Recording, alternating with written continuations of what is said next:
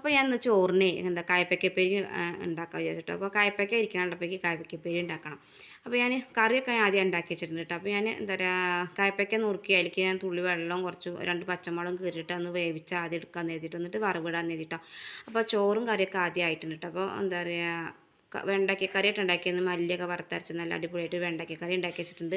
അപ്പോൾ കറി എന്താ പറയുക ഇവിടെ നിർബന്ധം എന്ന് പറഞ്ഞാൽ ഏട്ടനും അമ്മയ്ക്കൊക്കെ കറി വേണം കേട്ടോ. അപ്പോൾ എനിക്ക് അങ്ങനെ കറി വേണം നിർബന്ധമൊന്നുമില്ല. ഞാൻ വല്ല ഉപ്പേരിയും ചമ്മന്തി ഉണ്ട് എനിക്ക് ഏറ്റവും ഇഷ്ടമുള്ള കറി കേട്ടോ. അപ്പോൾ ഞാൻ ചമ്മന്തി അരച്ചിട്ടുണ്ട്. ഞാൻ വെളുത്തുള്ളിയും ഉണക്കൽമുളകും കൂടി ചുട്ടിട്ട് ചമ്മന്തി അരച്ചിട്ടുണ്ട്.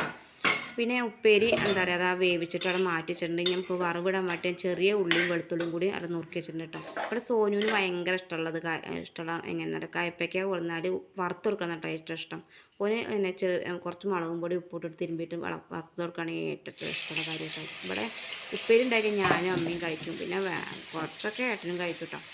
അപ്പോൾ അങ്ങനെ പിന്നെ ഉള്ളിയൊക്കെ എന്താ പറയുക കായ്പയ്ക്ക മാറ്റി വെച്ചിട്ട് ഞാൻ ആ ചട്ടി തന്നെ കേട്ടോ ഉള്ളി വറവിടാൻ വേണ്ടി കേട്ടോ. ചട്ടിയാണ് കരിഞ്ഞു പോയി.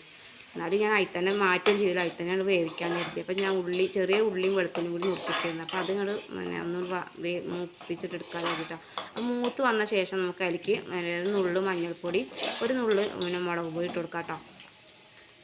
അപ്പോൾ എന്താ പറയുക പിന്നെ ആവശ്യത്തിന് കരിവേപ്പില എടുത്തിട്ട് നല്ലതുപോലെ ഒന്നും കൂടി മൂപ്പിച്ചെടുക്കണം കേട്ടോ. അപ്പോൾ അത് നല്ല മൂത്ത് വന്ന ശേഷം നമുക്ക് അതിലേക്ക് പിന്നെ കായ്പയ്ക്ക ഇട്ട് കൊടുക്കാം കേട്ടോ. അപ്പോൾ കായ്പയ്ക്ക അതിൽ കുറച്ച് വെള്ളമൊക്കെ ഉണ്ടാവും. ഇങ്ങനെ വേർപ്പ് ഇങ്ങനെ തന്നിട്ട് അടച്ച് വയ്ക്കുമ്പോൾ വേർപ്പുണ്ടാവില്ല. അപ്പോൾ ആ വേർപ്പ് വറ്റി കഴിയോളം ഒന്ന് അടുപ്പത്ത് വെച്ച് നല്ലതുപോലെ വേവിച്ചെടുക്കണം കേട്ടോ.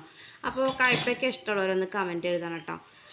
അപ്പോൾ അങ്ങനെ കായ്പയ്ക്ക എന്താ പറയുക ഒന്ന് നല്ലോണം വേവിച്ച് നല്ലോണം മൂത്ത് വരുന്ന വരെ നമുക്ക് അടുപ്പത്ത് വെച്ചിട്ട് വേവിച്ചെടുക്കാം കേട്ടോ. അപ്പോൾ ഞാൻ എന്താ എൻ്റെ കായ്പയ്ക്ക ഉപ്പേരി അങ്ങനെ ആയിട്ടുണ്ട്. അപ്പോൾ ഇനി ചോറിനാട്ടോ. അപ്പോൾ ചോറിനാൻ വേണ്ടിയിട്ട് നല്ല അടിപൊളിയായിട്ട് ചമ്മന്തി അരച്ച് വെച്ചിട്ടുണ്ട്. പിന്നെ വെണ്ടയ്ക്കക്കറി ഉണ്ടാക്കി വെച്ചിട്ടുണ്ട്. അപ്പോൾ അതും കൂട്ടിയിട്ട് ചോറിനാട്ടോ. ഇവിടെ അമ്പാടിക്ക് ഏറ്റവും ഇഷ്ടമുള്ള കാര്യം കേട്ടോ ഉപ്പേരിയാളും